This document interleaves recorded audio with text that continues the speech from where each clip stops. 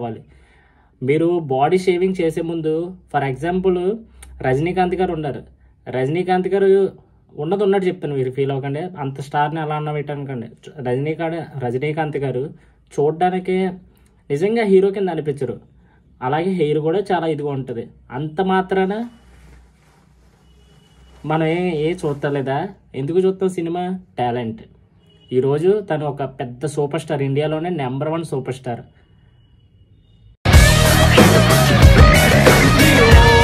Okay, welcome back my channel.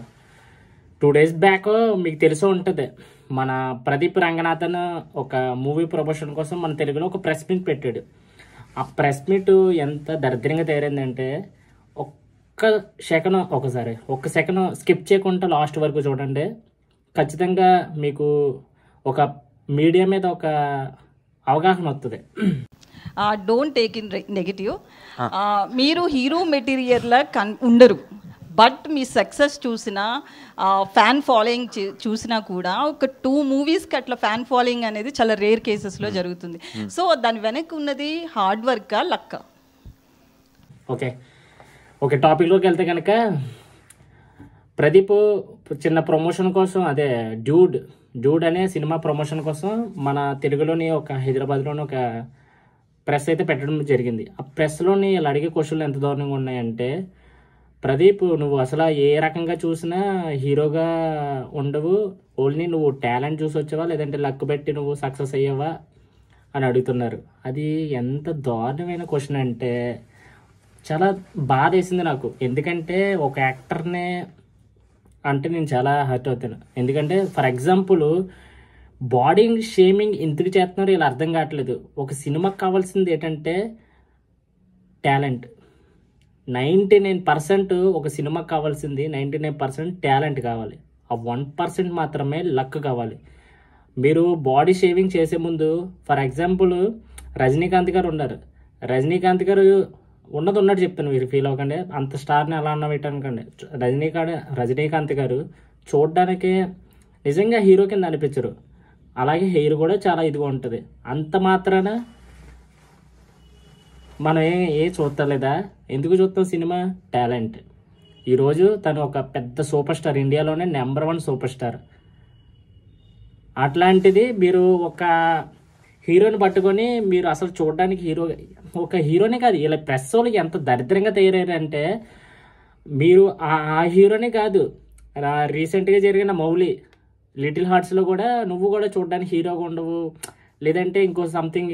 ఆ cinema content ఏంటి, cinema కోసం క్వశ్చన్ ఏంటి, అంతేగాని పర్సనల్గా బాడీ షేమింగ్ చేసే క్వశ్చన్లు ఎందుకు అడుగుతున్నారు ఈ ప్రెస్ వాళ్ళు? నాకైతే అర్థం కావట్లేదు. అది కంప్లీట్గా రాంగ్. కంప్లీట్గా అది చాలా దరిద్రం. ఒక ప్రెస్ అంటే మంచి క్వశ్చన్ చేయాలి, అంతేగాని బాడీ షేమింగ్ అనేది చాలా చాలా దారుణం. ఓకే, హీరో అంటే మంచిగా ఉండాలి, బట్ ఓ మంచిగా అనేది ఎప్పుడు వస్తుంది? చూడగా నచ్చుతుంది. ఇప్పుడు రజనీకాంత్ గారే చెప్పాను కదా, అట్లాంటి చూడగా నచ్చుతుంది.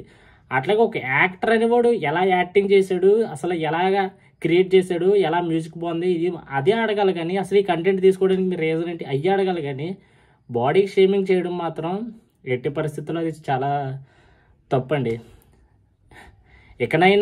ఇకనైనా ప్లీజ్ ఎవరన్నా ఒక ప్రెస్ దగ్గరకు వచ్చి ఒక మీడియా దగ్గరికి వచ్చి మా సినిమాని ప్రమోట్ చేయండి అంటే మాత్రం ఇలాంటి క్వశ్చన్లు అడగకుండా మంచిగా ఆ సినిమా తగ్గట్టు క్వశ్చన్లు అడిగి ఆ సినిమాని ప్రమోట్ చేస్తారని ఎక్కడైనా ఆశిద్దాం. ఎందుకంటే ఒక సినిమా సక్సెస్ అవ్వడానికి ఒక కంటెంట్ ఎంత ఇంపార్టెంటో ఆ సినిమా జనాల్లోకి తీసుకురావడానికి మీడియా కూడా అంతకన్నా ఎక్కువ చాలా చాలా ఇంపార్టెంట్.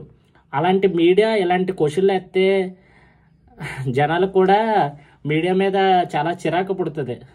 మీడియా ఎప్పుడు ఒక పవర్ఫుల్గానే ఉండాలి. అలాంటి పవర్ఫుల్ క్వశ్చన్లు వేయండి, అంతేగాని చీప్గా ఇలాగా ఒక బాడీ షేమింగ్ చేసే క్వశ్చన్లు ఇప్పుడే కాదు, ప్రతి సినిమా ఎప్పుడు సినిమా ప్రెస్ పెట్టినా కూడా, అది మీడియా దగ్గరికి వచ్చినా కూడా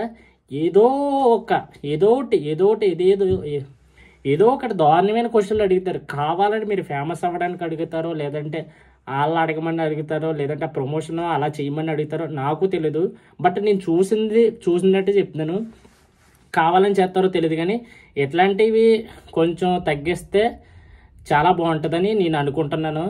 ప్లీజ్ ఎవరినే బాడీ షేమింగ్ చేసి మాత్రం ఇట్లాంటి క్వశ్చన్లు వేయకండి. ఎందుకంటే మన తెలుగు సంప్రదాయం ఏంటంటే బయట నుంచి ఎవరు వచ్చినా మంచిగా రిసీవ్ చేసుకుంటాం, అట్లాగే మన వాళ్ళు మనం ఇంకా మంచిగా ఇచ్చారు, అంతేగాని మనల్ని మనం తక్కువ చేసుకునేలాగా ఎప్పుడు ప్రవర్తించకూడదని నేనైతే అనుకుంటున్నాను.